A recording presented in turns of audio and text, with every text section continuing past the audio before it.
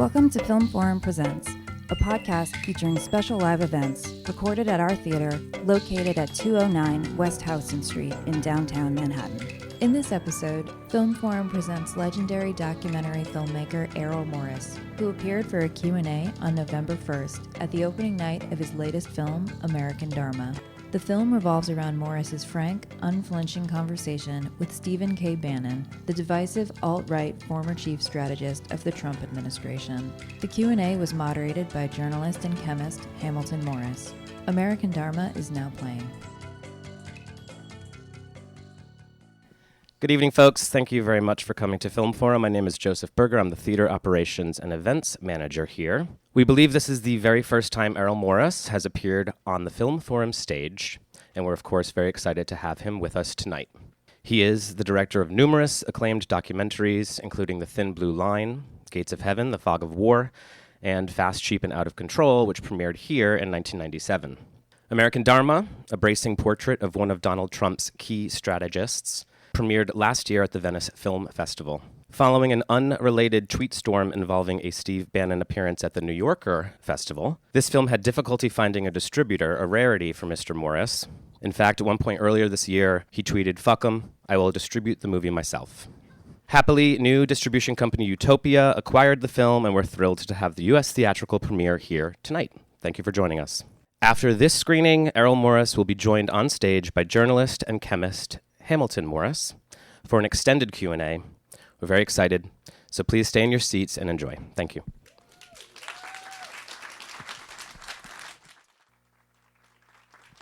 Folks, please welcome our guest moderator tonight, Hamilton Morris, and filmmaker Errol Morris.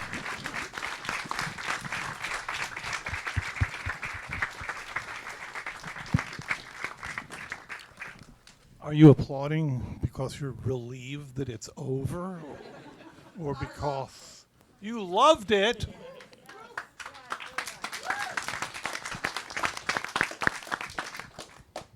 It's hard to believe, but we have just met for the first time. I'm Errol Morris. I'm your son. Hamilton Morris. So I guess we'll talk for 20 minutes and then open it up to the audience. But I think that the reception for this movie has made you more miserable than any movie that I can remember. I mean, it's really put you in a bad mood. You've been unhappy with virtually every critical response to it. And it seems even the good ones, they infuriate me even more. And part of it seems to stem from this idea that you shouldn't talk to a bad person. Why the hell not? I mean, do you think that's it? Why do you think nobody gets the movie? I have all these theories. They all seem self-serving theories. Maybe they don't like it because the movie sucks. I don't know. The easiest, most convenient explanation is that everyone was driven crazy by the 2016 election. Everybody wants to pretend, well, let's just say a lot of people want to pretend it never happened. They want it to go away. And somehow I may be wiping people's face in it, and they don't like that. I know that many people do like the film, but it was released at an odd time. This was right after the New Yorker Festival had decided that Bannon couldn't be allowed to have an onstage interview with David Remnick, and there was this sort of idea that the right thing to do when faced with a bad person is to deplatform them and ignore them, and that it was irresponsible to give any of these people any sort of attention. That's true. That word was all over the place. Deplatforming this, deplatforming that. Another word that I heard used again and again, I'd never heard it used in reference to a movie before, but all of a sudden it was being used in reference to my movie, was toxic. You must know that this is toxic material. As if by the mere act of showing it to people, I'm trying to kill them. I mean, I've been attacked for making movies before, but this had a new, unusual virulence to it that was somewhat disheartening. You know, if no one gets your movie, you wonder, well, I wonder about this all the time. Am I completely self-deceived? If I'm making movies about self-deception, could the real ultimate self-deception be the fact that I actually don't know that I myself am self-deceived about the quality of what I'm doing? How pathetic. Sad. Very sad. Did you see what we were handed out front in line today? No. They were handing this out while we waited in line. Some fellow. Which they're technically allowed to do outside on the sidewalk. We couldn't prevent them from doing that. What does it say? It says reconsider seeing this film. Oh, this is... Bannon shouldn't be given a platform. Now- It's saying exactly what you just said. Who is giving that out? I think What sort I'm of person? here, I think, I must sound incredibly, what's the word? Paranoid. So then someone hands me this. Okay, this is a quote. This is a quote from me. Microphone! I can't hold the water on the microphone. So now I can do it. Quote, the ethics thing to me is not a terribly interesting argument. Sorry, unquote. Errol Morris, IndieWire, 10/11/18. This is a quote from IndieWire that they printed out and are handing to people. This is a quote from me as I see. reported Got it. in IndieWire. Got it, yeah. And it says there are real-world consequences to giving Steve Bannon another platform. Please reconsider supporting this film.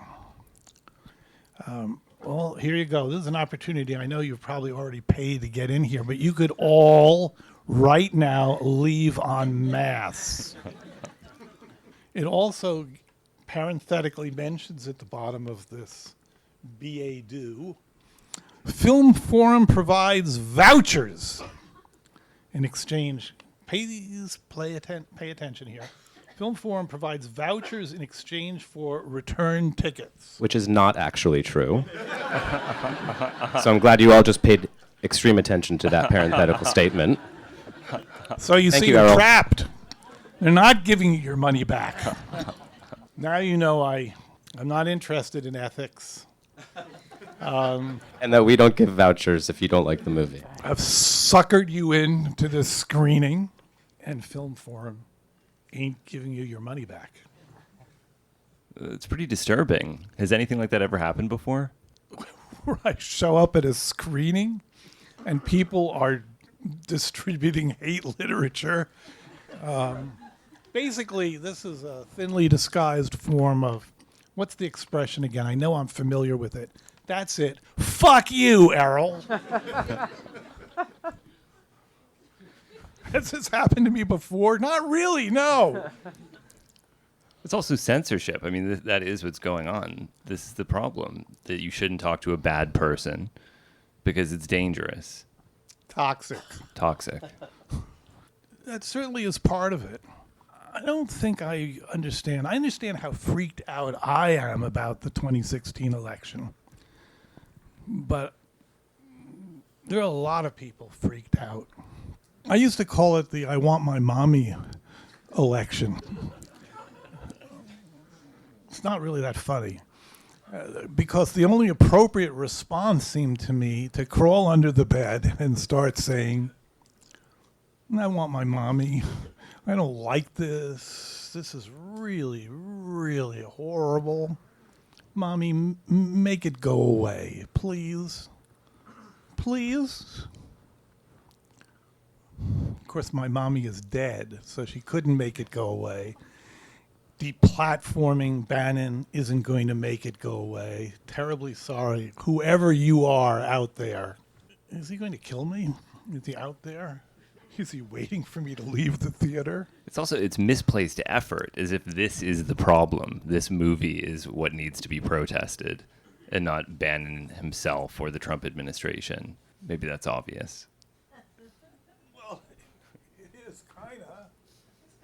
But I always thought about kill the messenger. But kill the messenger is such a good idea. Usually the messenger represents somebody who is absent, can't easily be found, maybe hiding in a cave somewhere. And the messenger's standing right there. The person who sent the message can't be found. The messenger is sitting right there. Kill him. Why not? You know? Kill him. Fuck you, messenger. Yeah. And then there's this other issue, in addition to not being allowed to talk to a bad person. If you do talk to a bad person, you have to talk to them in a special way. You have to attack them. You have to point out all of the bad things the bad person has done. You have to back them into a corner and force them to acknowledge how bad they are. And if you don't, you're a bad interviewer. You're even worse than the bad person. I hate to slavishly agree with my son, but yes, I agree. Is that a good way to conduct an interview? No, it's bad. I mean, I don't know what interviews are anyway. I mean, they can be lots of different things, clearly. There are adversarial interviews. There are interviews that aren't adversarial. There are interviews where the interviewer purports to actually discover something new, even for himself. The desire to hear something you may have not heard before. And for me, I'm making a film. I'm interested in constructing something and creating a situation where someone wants to talk to me, is willing to talk to me, and might tell me something that I don't know, that the person I'm talking to might not know he's going to say. And that was the central idea behind American Dharma. I had this guy, I started screaming at him. People always tell you that you shouldn't scream at people. And my answer is, why not? So this guy comes up and he tells me that American Dharma is the least ironic film I have ever made. I told this story to Hamilton. And what did you say? What did you say? What did I say? Yeah. I got angry. I said, what are you talking about? I said, it would be really incredibly ironic, given that I've based my entire career on irony, given that I love irony, that I depend on irony, that irony is my closest, most beloved friend. It would be deeply ironic if I have no idea what irony is. It would be sad. So I asked him, what do you base this on? He said, well, in many of your other films, you're providing a portrait of someone and you reveal something that they don't want you to reveal. I'm not sure if this is irony or what this is, but this is what he said. He also said that Bannon wants to appear as a heroic figure, and you facilitate that. You show him as a heroic figure embedded in various Hollywood movies. So I thought about it, not very long, but I thought about it. And I asked him, is this an example of irony? Bannon's favorite movie is 12 O'Clock High, which they're showing here. I wish every reviewer who writes about this movie and everybody who sees the movie also watches 12 O'Clock High. Assigned to Bannon's class, first week of Harvard Business School. Of course, all populists, all men of the people, go to Harvard Business School, to Goldman Sachs, and of course they take money from extraordinarily filthy, rich, fascist billionaires. It's the new man of the people. I would call it the full of shit man of the people. So I said, how about this? In 1949, Gregory Peck stars in this movie Gregory Peck's best movie, by far. Don't ever go see To Kill a Mockingbird. Please, I beg you. I don't know if they're showing it here. Don't go see it. Go see 12 O'Clock High. And what is 12 O'Clock High about? It's about this crazy general. Guess what his name is? General Savage. And General Savage sends his men up to certain death, fighting the Nazis. You go up there, consider yourself, it's the line in the movie, consider yourself already dead. And you go up there and you do your duty. You fulfill your destiny. You achieve your dharma. And what does he use as his central image for the 2016 election? 1949, it's about the defeat of fascism. 2016, it's about the promotion of fascism. To me, that's a kind of sad irony. There's Bannon following the Access Hollywood tape, playing General Savage. Plane leaves at 10 o'clock. You're either on the plane and in the campaign, or you're out, Chris Christie. You're out. You're gone. So this anti-fascist metaphor becomes turned around 180 degrees. Strange. And I found it was true of almost all of the movies that I watched with Bannon. We never really agreed about the interpretation of anything. And dharma, duty, destiny, the 3 Ds, do they teach that in elementary schools? I don't think they do. The 3 Ds. Using the 3 Ds, you can justify anything. Anything. Disturbing. Do you really think I'm promoting Bannon in this movie? No. Why do you think people think I'm promoting Bannon? Very limited. Oh, yeah, they've seen the film all right. I thought it was interesting because in The Fog of War, you were talking to McNamara, a man who was looking back on his life and the mistakes that he made and talking about the lessons he learned. In this movie, or film, excuse me, the film form, in this film... I think it's okay. In this flick, in this film, you're talking to someone who is pushing forward an agenda and also has admitted to you that he is a master manipulator of the media. So my question for you was, as you're watching this, did you at all feel like I'm getting played?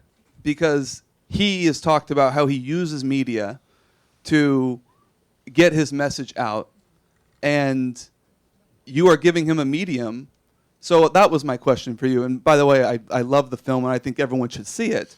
But when I watched it, that's the question I had for you, I guess. Do you think I got played? No, I don't think you got played. I'm not going to disown him now. Do you think you got played? I'm thinking about it. I'm thinking, what does this mean, got played? Was I his dupe? Was I his bitch?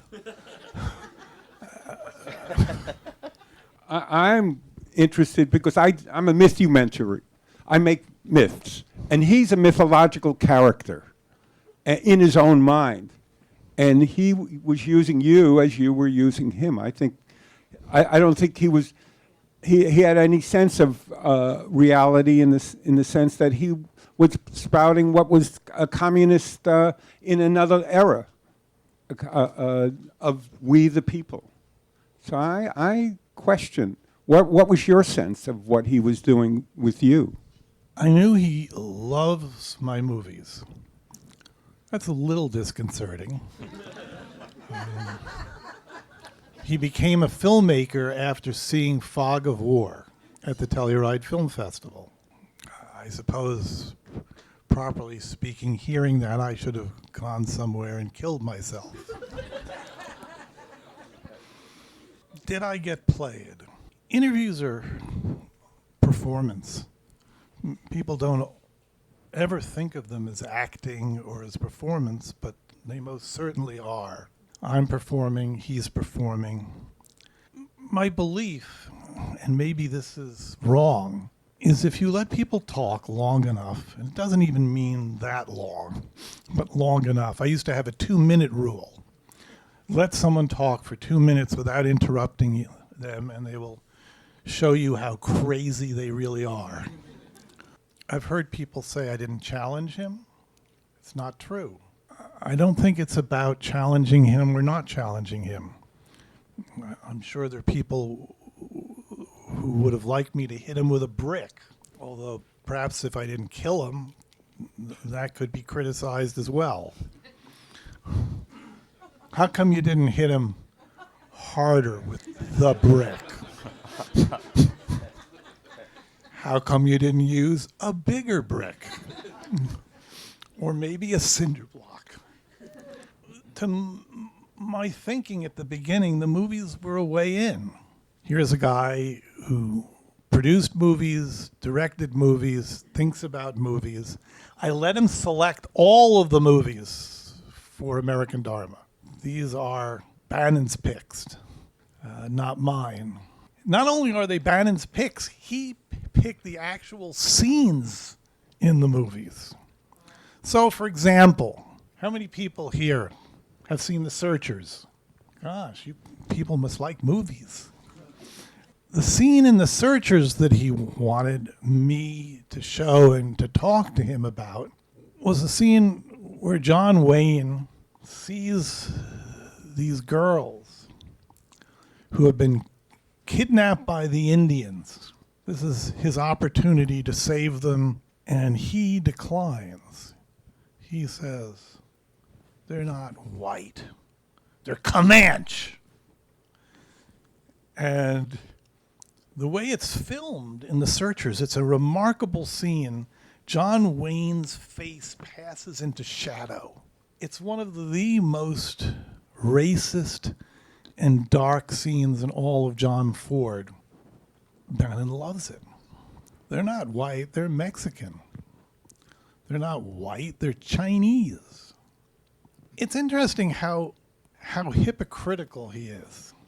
Man of the people, also humorless.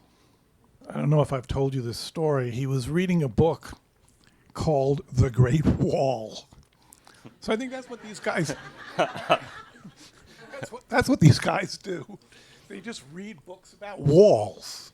Really really great walls. I should have asked him, could you recommend some really good books about walls? So I said, The Great Wall, it was so successful. So he looks at me and says, how's that? No Mexicans in China.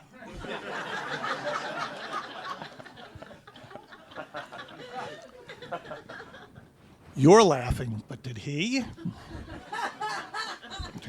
Not so much. And this is why I feel I can confidently say that you were not played by him. Because I don't know if anyone here has seen any of Bannon's films, like Torchbearer. Has anyone seen these things? I affectionately call it the torch chucker.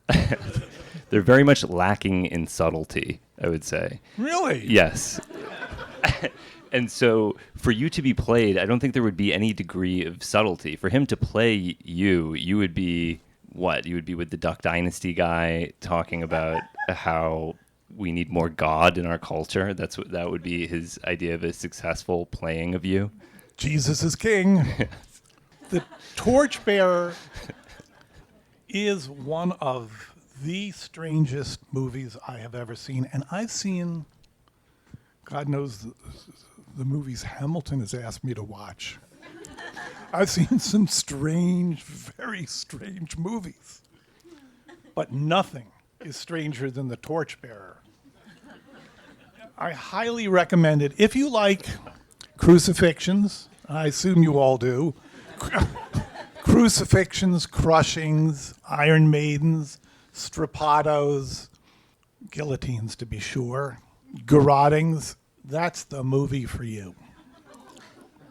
French Revolution, bad. because they got rid of God and made man king.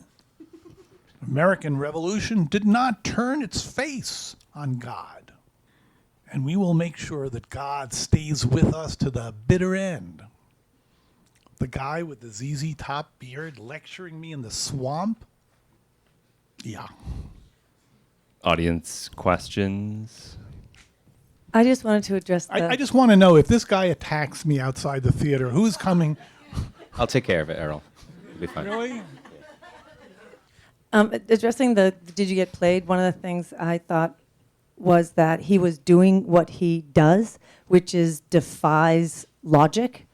Even your use of the American Dharma. I mean, when I first looked at it, I'm a Buddhist. So I thought, oh, wow, maybe Errol Morris did a film about the Dharma. And I did. well, Stephen Bannon's Dharma, because his use of the word is so far from the actual meaning of that word, it has nothing to do. I think Dharma is a Sanskrit word, and it's about the way, it's a certain way of a spiritual path, and his meaning that he puts to it defies logic. So to watch you hold up a reality for us, like, you know, what we understand as meaning, and him create his own meanings out of things, was, you know, I just want to say the visual metaphors that you use were really exactly what you do as a filmmaker in your use of irony, and I felt like I understood. Aw. Yeah. But I wasn't just grabbing the mic to compliment you, but I wanted to know what it physically felt like. You know, the term banality of evil could be used against, you know, to describe him, and what Or is the evil of banality. Yeah. Take your pick.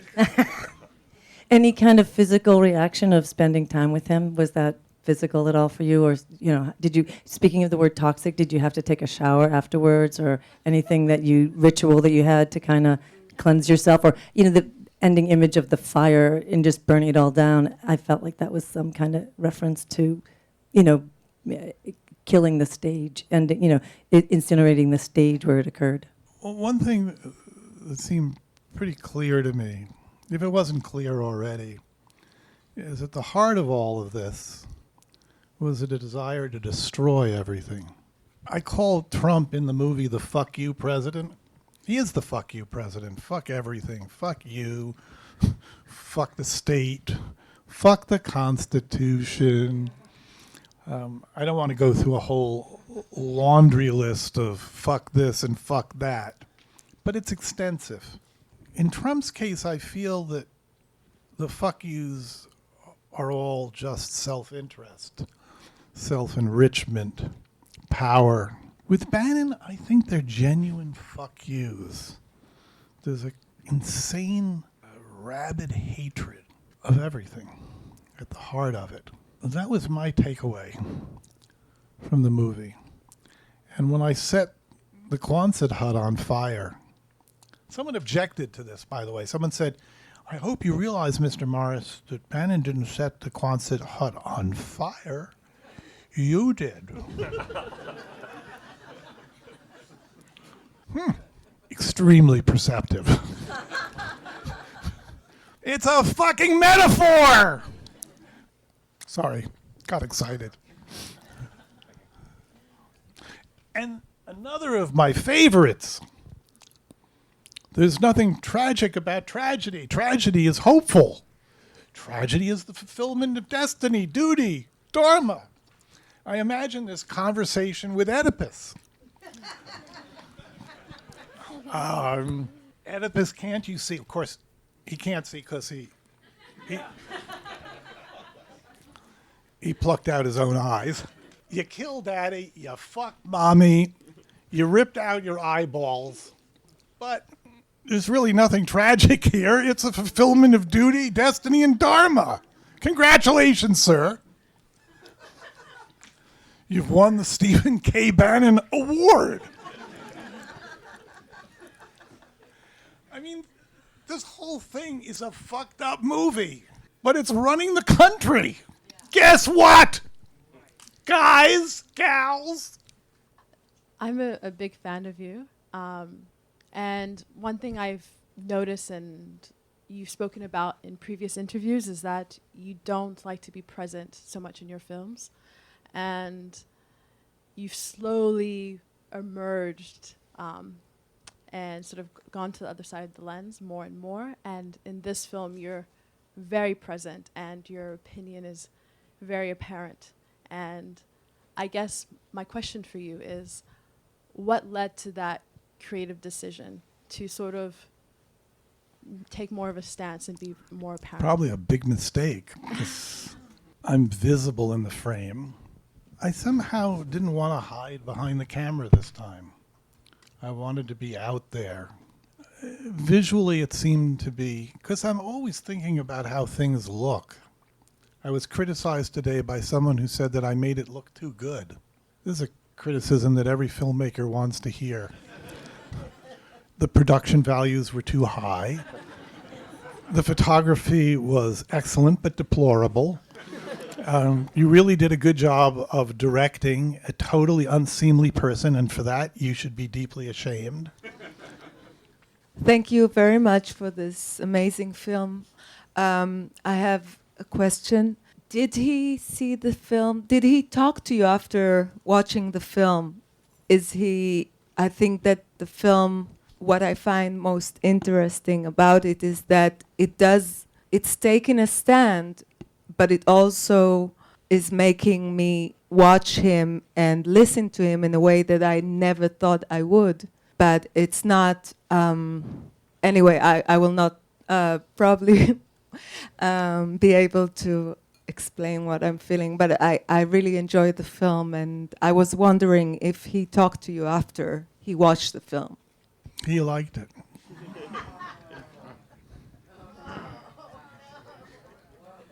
Oh, let me make it a little worse. He liked it a lot.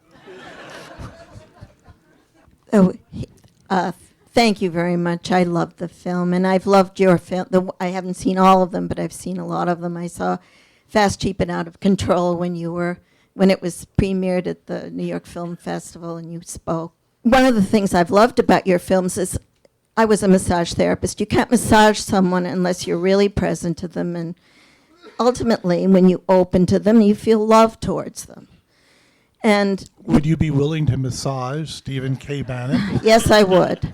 Anyway, and that's knowing that's the only true knowledge, I personally think. And I don't mean touching, but I mean being fully present, and that's what I've loved. I mean, people I wouldn't think I'd have any interest in whatsoever, I felt in the people that you've interviewed. And I think it's a pity that you're embracing the pandering to your critics by just snickering innuendo and disparagement of the 600 million people who actually voted for Trump and celebrated his becoming president. I'm one of them. And it was nuanced. This particular film was nuanced. It was intriguing. You could tell your point of view, but it was interesting to see the different facets of him that were reflected in what you made, and embrace that. Don't feel you have to, buy. I don't think anyway. I'm weary of people bonding over shitting over the president and the 600 million who voted for him. It's old. This isn't. It's refreshing. I think it's a little less than 600. Yes, I am old, and if you can celebrate that, by all means, congratulations. Errol, I think the question was, did you find yourself liking Steve Bannon in any way, shape, or form? I've liked every single person I've ever interviewed with the exception of one. You want to know who that is? Donald Rumsfeld. And why didn't I like him? I was very fond of calling him the least Jewish person I've ever met. No guilt, no self-awareness, no remorse, no shame, just immense self-satisfaction, an enormous amount of pleasure with himself. Bannon, I actually think, has the decency to be tortured. I'm not exactly sure if anyone would feel he's tortured enough. Something drove him crazy. Perhaps it was his failures as an investment banker. Perhaps he didn't achieve all that he had hoped to achieve. I don't want to resort to pop psychology here, but at a certain point, he got very, very, very angry. Maybe he was angry all the time. And Breitbart, Cambridge Analytica, the internet, all gave him a vehicle for that anger. And then all of a sudden, he's in the driver's seat. He's in the catbird seat as Trump's campaign manager.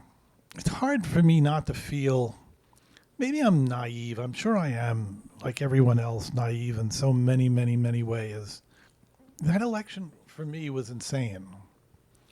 And of course, I'm not a Trump voter. I'm not a Trump supporter. I watched the whole thing unwind. I watched the voting that night, which was one of the darkest nights of my life. And I'm not saying this to condemn anybody. I'm just telling you about my own personal feelings. I wondered, how did this happen? How did this result happen? I don't think I have any satisfactory answers. But I watched this perfect storm. Bannon has these cyclical views of history, okay? The four turnings, going around and around, things repeat themselves. We're in the fourth turning. History is this machine. This is something that I don't agree with at all. I find history chaotic, insane, confused. And I did suggest this to Bannon at one point. You know, I think in all of this, Western civilization may be destroyed, but wouldn't it be interesting if Western civilization is destroyed by one man's insatiable desire to post pictures of his penis on the internet? Wiener as the supreme architect of doom. So that's my parting gift to you. History, really, properly considered, is utterly insane. Thank you, Hamilton and Errol Morris. Folks, let's move out into the lobby and continue the conversation there. Thanks very much for coming. Thank you for listening to Film Forum Presents. Special thanks to American Dharma's distributor, Utopia, and Emilie Spiegel at Cinetic Marketing for making this event possible. If you like what you just heard, please be sure to subscribe to get future episodes and rate and review so that more movie lovers can find us. Film Forum is an independent nonprofit cinema, and our doors have been kept open for nearly 50 years thanks to the invaluable support of our members and donors. Please visit www.filmforum.org for details on membership, as well as information and showtimes for our current programming. See you at the movies.